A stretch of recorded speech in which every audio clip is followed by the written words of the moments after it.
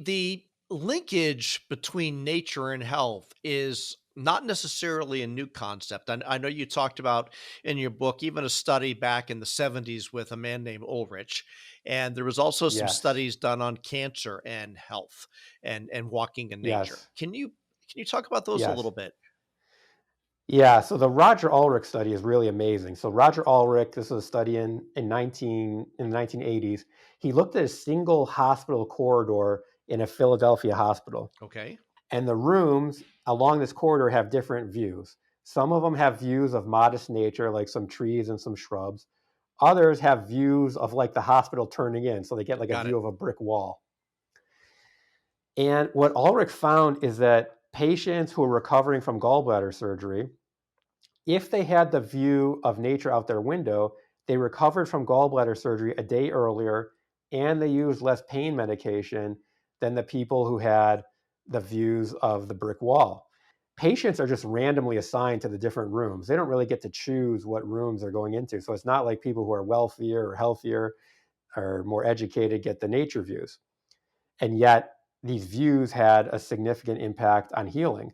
The question here is, what in the world is the mechanism? It's not likely that it was about air quality or exercising or something else. It's something about the aesthetic of nature. Processing that aesthetic of nature has these healing benefits. So it's this strong mind and body are very connected. Hospital designers are taking Roger's work seriously and they're trying to get more nature into hospitals. But of course, you have to make sure that the hospital is clean and things like that. But I think it's a really, really important topic. Bernadine Simprin, she's done studies with breast cancer patients, and she found patients recovering um, from chemotherapy, if they went in nature, I think again, she was doing about 2 hours a week. That could be gardening or walking in nature. Um, these participants recovered faster from what's called chemo brain, which is like this brain fog that people typically get after undergoing chemotherapy. So their attention was much better after interacting with nature. Hmm. Um, they were more likely to start new projects. Uh, they also had less marital conflict when they were interacting with nature versus the control group that was just doing leisure activities like crossword puzzles and things like that. And I thought about this specifically as I saw your point. The idea of simply having 11 more trees per city block is a 1% decrease in really cardio metabolic conditions that lead to stress. Yes. So in a study that we did in Toronto, we had a data set, an incredible data set that had cataloged every single tree on public land in the city of Toronto. Simultaneously, we had a health data set from the Ontario Health Study from about 30,000 people in Toronto, where we knew had people had a stroke or diabetes or heart disease. And it turned out um, if you had 11 trees of average size per city block, that was related to a 1% reduction in these cardiometabolic disorders. And you might be thinking, wow, that sounds pretty modest. 1% doesn't sound like very much. But to get that 1% decrease in cardiometabolic disorders economically, you'd have to give every household on that city block about $20,000 Hmm. and have them move to a neighborhood that was about $20,000 wealthier or make people about 1.5 years younger. The You mentioned some of the other guests we've had on Big Brains, and one that keeps coming to mind is a fellow by the name of Jens Ludwig, who I'm sure you Yes. know, and who's done research on the environment that people are living in Yes. and how that ends up impacting the level of violent crime. And Yes. I'm sure you're familiar with his work. Can you Yes. talk about this a little bit in relation Yes. to some of those things? Yes. And I'm really glad you asked me about this, Paul, because I always think about Yen's work a lot and how some of this work might relate to crime. So the trees have this significant impact on health. Other people have actually found trees have this really amazing impact on aggression and crime. So Ming Kuo and Bill Sullivan did amazing studies in Chicago public housing projects, like the Robert Taylor homes, which are no longer Around. Yep. around. And what they did is they looked at how much green space was out the windows of some of these different apartments and around the different apartments. And they found that in these public housing projects, the apartments that had more views of green space, there was less reports of aggression and less reported crimes. What's also interesting is that it wasn't the case that the residents that had the nature view were just staring out the window all day long, versus not a very, very, very implicit kind of effect. And so we built on those studies too, where we had cell phone trace data from 100,000 people in Chicago and 300,000 people in New York. It's a little bit creepy, but basically for a whole month, we knew where people lived and where they went for the entire month. Hmm. So what my student Kate Schertz did is she quantified how many times did people leave their neighborhood and go and visit a park. And it turns out that neighborhoods in Chicago where people left their neighborhood and went to visit a park, and the reason why we said you had to leave your neighborhood is because in wealthier neighborhoods, there are more parks in the neighborhood. So it's very Right. easy to go Right. to the park. So we wanted to kind of control for that. So it turns out that in neighborhoods where people leave their neighborhood more often and go and visit a park, that correlates with less crime in those neighborhoods, even when we control for age, education, income, and ethnicity.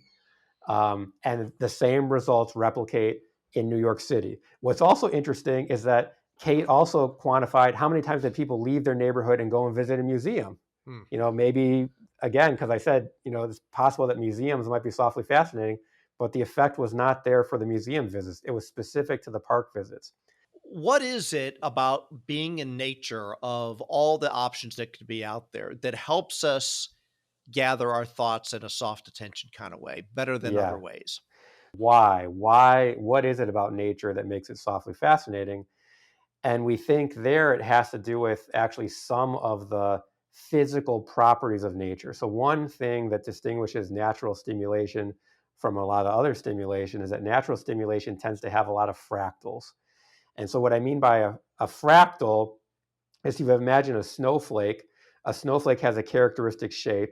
If you put that snowflake under a microscope and zoom in, you'll see a similar kind of shape. And if you zoom in even more, you'll see that same shape repeating. So it doesn't matter at what spatial scale you look at the snowflake, it's kind of got the same characteristic shape. So we say that the snowflake is sort of scale free. It doesn't matter at what spatial scale you look at, it's got the same shape. Or you can also say that that means that the snowflake is fractal. Well, fractals and the scale-free structure are abundant in nature. Okay. Trees have this fractal structure, mountains have this fractal structure, coastlines have this fractal Huh. structure. And we think that that kind of stimulation is actually easier for our brains to process. Maybe because it's got this repeated pattern, you can kind of just save the pattern and throw everything else out. Whereas in an urban environment, it's not very fractal. You've got all these sharp right angled lines. If you look at a city, you know, a mile away versus 50 meters away, it looks very, very different. Yep. And we think that actually might be more taxing to process. Another element to that might actually have to do with language. When I'm in nature, maybe I kind of just say, oh, there's some trees, grass, water. When I'm in an urban environment, I might say, oh, there's a Volkswagen Beetle, a Toyota Camry, Gothic architecture, subway, restaurant. I'm labeling all the different things. So it might have more objects that we kind of semantically label, which might make it more complex for us to process.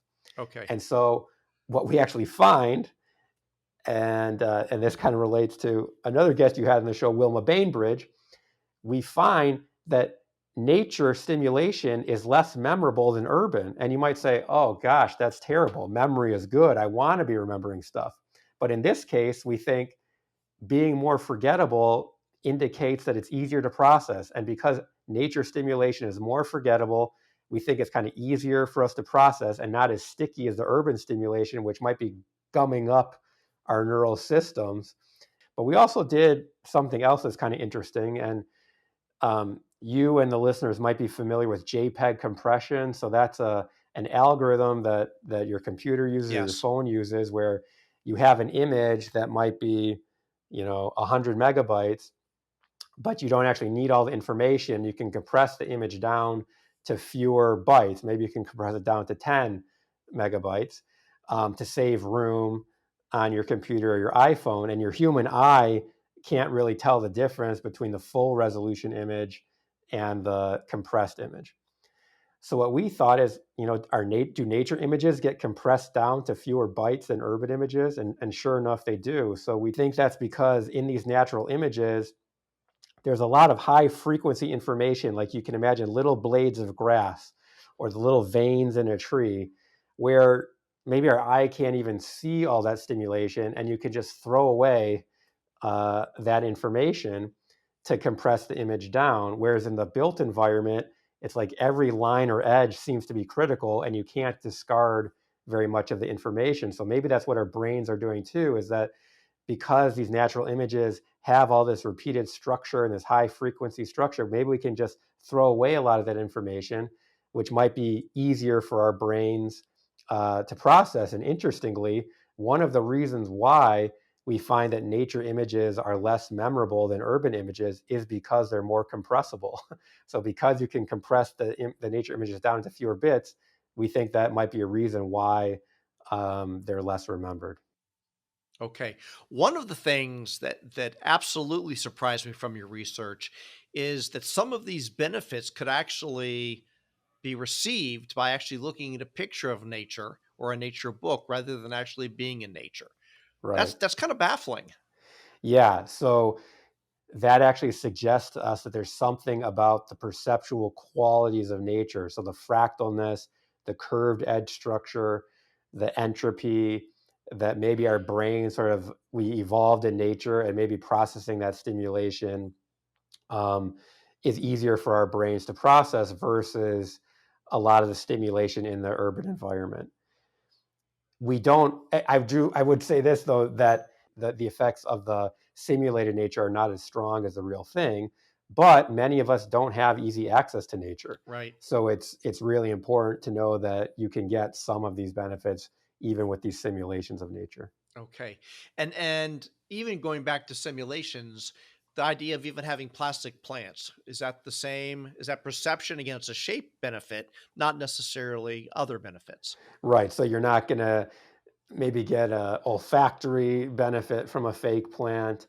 But there have been studies to suggest that even artificial nature in indoor environments uh, can be beneficial. In my office right here, I have a fake plant behind me. I don't have good enough sunlight in my office to have a real plant. And people have shown that the artificial nature can lead to some of the same benefits. Again, they're probably attenuated. It's probably Okay. not as good as the real thing, but it's better than nothing.